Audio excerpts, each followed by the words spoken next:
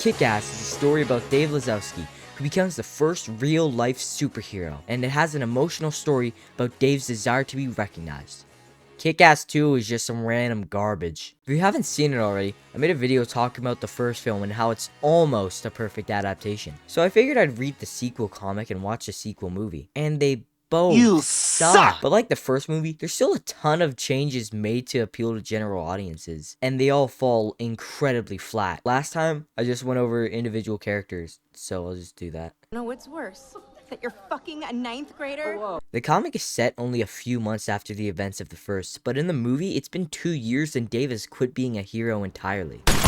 This change was made to age up the characters, and it adds nothing to the story. But Dave suits up again because no reason. He joins the other heroes and they kind of follow the comic beat for beat with them. And Dave starts banging another member, whose name I forgot. In the comic, none of the relationship stuff happens, and an important scene with Katie is changed to be his new girlfriend in the film. They keep the death of Colonel Stars practically the same. Although they removed the death of his dogs, they didn't want the movie to be reviewed any worse than it already is. But Dave does not change much from the comics. The death of his father is one of my favorite things about the book. It was unexpected and it didn't need to happen, but it shows Dave why being Kick-Ass is a bad thing. Dave's father takes the fall for him being Kick-Ass and ends up going to jail, where Chris's men have him killed. His funeral is a really nice scene before it gets ambushed by the villains. The whole sequel is about the superheroes coming together in unity to make the world a better place, and whether they like it or not, the villains are uniting as one as well. But this message is underutilized in the movie, with the film trying harder to make it about how awesome superheroes are and how you should do it. We're justice forever, and we want you to join us. Did we forget what the first was about? The whole point of the first was to not do that, and how comic media can unintentionally delude people into doing this crap, and how it's a bad thing. The sequel has become the problem. After the first Kick-Ass released, it unintentionally sparked a real-life superhero movement. Fucking weirdo. There has been a few before, but there was more people dressing up as their own superheroes after the movie's release. It's like how Spider-Verse sparked people's spider-sonas, which has become a huge staple of that community. But Kick-Ass 2 saw that's what people took away from the movie, and decided to play into it even more. The comic does it too! The switch up in themes is just complete nonsense, and it feels undeserved. Dave doesn't change that much between comic and movie. No, what's worse? That you're fucking a ninth grader? I messed up, my bad. No, what's worse?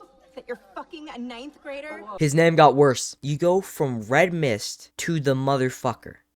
Just go with Eyeless Jack at this point. But he is the main villain of this one, starting a whole supervillain army. In the comics, he's out of the country until he builds up enough of an army on Twitter to come back and kill Kick-Ass. Chris comes back and his first action is to kill Colonel Stars and his dog. He then leaves the body for the police with the dog's head as the Colonel's head. Yuck. He leaves a message that Red Mist is dead and he's now the motherfucker. Unlike the movie, where he hires professional assassins to be his goons, and his army is mainly just his dead dad's mafia guys, with the motherfucker not knowing who Kick-Ass is either, and has his identity revealed to him by Todd, Dave's friend who's a villain named Ass Kicker, and his suit is just reverse Kick-Ass, kind of.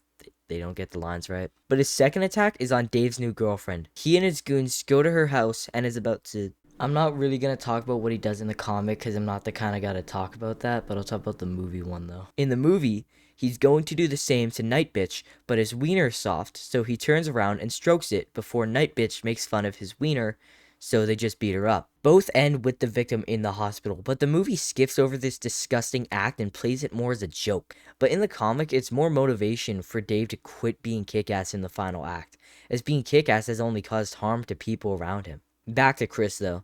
The whole supervillain army is hyped up to be purely evil in the comic, them carelessly killing his father and a whole neighborhood.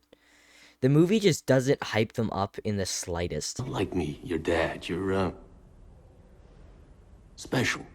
They kind of try, but they never really add any stakes. Yeah, they kill his dad, but the ambush of his funeral is way less impactful. The villains come off more as jokes in the film, with the comic portraying them as just pure evil. There's a scene where Mother Russia is killing a bunch of cops, and it just plays a hardcore version of the Tetris theme.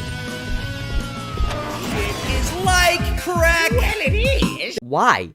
Her character has nothing to do with Tetris. The movie isn't even about video games. Why the Tetris theme? Just why? No, what's worse? That you're fucking a ninth grader? Hit Girl changes so much between comic and movie. In the comic, she does very little for the first 2/3. She trains Dave a little bit, but Marcus has her quit being Hit Girl, so her mom doesn't have another nervous breakdown like she did when Big Daddy originally kidnapped her. And now that she's back in her life, she's the only thing holding her together. In the movie, her reason for not being Hit Girl is because Marcus grounds her from doing it. I'm the whitest pimp ever. In the movie, her mom is actually dead thanks to Big Daddy's made-up story being true for some reason. And she has an entire subplot that's completely original to the movie. It's Hit Girl in Mean Girls. So, Mindy is a bit of a loner at school and has a slumber party with the popular girls, and they influence her to be more evil like them, but they're actually just messing with her and prank her by leaving her stranded in the woods. She comes back to school wearing really nice clothes and uses a machine to make them vomit and shit themselves at the same time. Another thing they do with her is that they can't make up their mind if they want her to be a kid or if they want her to be a teenager. She's 13 in the comic, but she's 15 in the movie, making her about the age Dave started. They changed her age, so something they do at the end isn't weird, but it's still really fucking weird. But there's still tons of scenes where she acts like a little girl, and then there's scenes where she's in high school. Make up your mind, please. They also linger on Big Daddy's legacy a little too much, with Dave wearing parts of Big Daddy's armor for the final battle. No, what's worse? That you're fucking a ninth grader? Last time the final act got its own segment because that's the exact moment the movie fell off. They have the same general premise though. The villains and heroes all clash for one final battle. But in the movie, the villains are planning an unspecified attack in their lair, when Kick-Ass and Hit Girl appear and are gonna face Eyeless Jack's entire army. When all the other heroes come and they have a huge brawl. Hit Girl fights Mother Russia and is about to lose before taking the adrenaline needle and freezes time to stab Mother Russia 1,000,000 times. Which is bullshit, and Kick-Ass fights the motherfucker, with them again having an evenly matched fight. Even though Dave is the bigger person, they showed it a second ago, he has the physical advantage, the psychological advantage, and is just the better fighter. The movies try way too hard to bring Dave's abilities down, making him more relatable to the average comic fan, but it ends with Chris falling through a window on the roof and is being held onto by Dave. Chris keeps hitting his hand, trying to fall as he'd rather die than be saved by the hero. He falls down and Dave thinks for a second that he's broken his no-kill rule, even though he did at the end of the first movie. Chris falls into the shark tank and lives. Then he's eaten by the sharks. So I guess Dave didn't kill him directly? I'm not saying the comics do it better, except they totally do. It's just got more stakes and one key moment that's actually good. Anyway, the police got word of the villains' attack in Times Square and have sent all officers there. When the villains explode multiple buildings around town, hospitals, pharmacies, comic stores, and that disperses the police from Times Square. The villains show up and cause havoc. When Hit Girl and Kick-Ass appear with an army of heroes, they have a big clash. Hit Girl fights Mother Russia and wins without the adrenaline needle, and Kick-Ass fights the motherfucker. Kick-Ass is just wailing on Chris. When all the police come back and they don't see villains or heroes, all they see are psychos in costumes. So the cops are just arresting anyone in a cape. So that lets motherfucker run off. Kick-Ass chases after him, and they end up on top of a building having Chris beg for his life and trying to buy it from Dave. With Dave continuing to kick his ass and has a moral battle within his head. Dave thinks of all the people Chris has killed. He thinks of all the people he will continue to hurt, and makes the conscious decision to kill him by throwing him off a building. Dave immediately regrets this decision, viewing himself not as Batman or the Punisher, but just a kid in a wetsuit, looking down at another kid he just pushed off a building to their death. He feels weak, he falls to the ground, the guilt's already eating away at him. He sits there and thinks of the consequences. He's surrounded by police, he's just killed a man, another human being, before it's revealed that Chris has survived with an inch of his life, begging Dave to save him.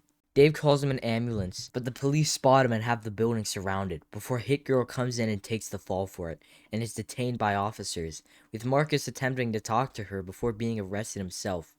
Dave and his friends get away, with Hit Girl being arrested.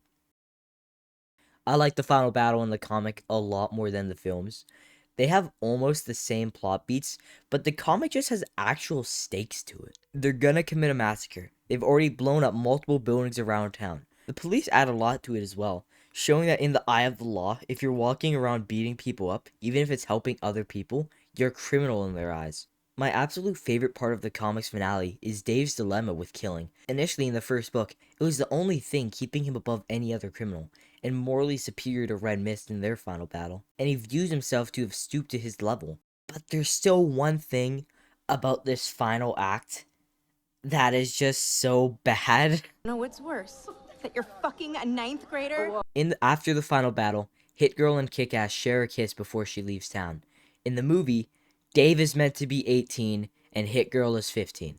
This is especially weird when she's acted like a little girl for 2 movies now. This is entirely original to the movie, by the way. Even Mark Miller knew it was a line he shouldn't cross.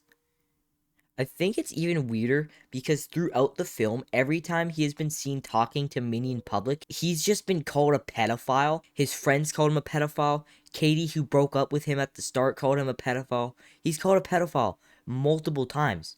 The movie will say it's weird and then do it anyway. I forgot to mention this. There's a scene where Colonel Stars says that any pedophile they come across, the dog's gonna bite their dick off, and then he shows the dog a hot dog, and then the dog bites it, and then Dave covers his penis because he's a pedophile. And the movie ends with a teaser for the third where he forges his costume out of iron. This shit is laughably bad. The kiss is bad, but this is just fucking hilarious. Thank God we never got a third Kick-Ass. But I have heard Netflix is considering rebooting it. I hope we get the first book 1-to-1, like Invincible. That'd be sick. That you're fucking a ninth grader?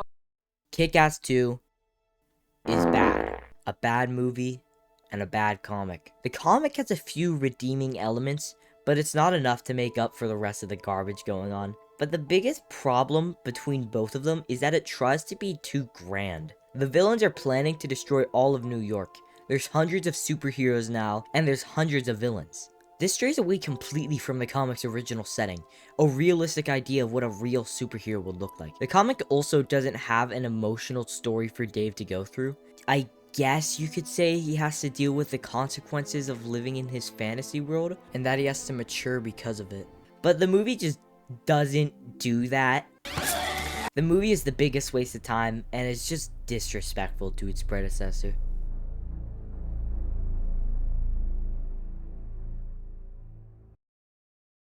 Subscribe for more videos made by someone who only watches Marvel movies. I'm the whitest pimp ever. That's the idea. Take your next right. The next video is Cuphead, I swear.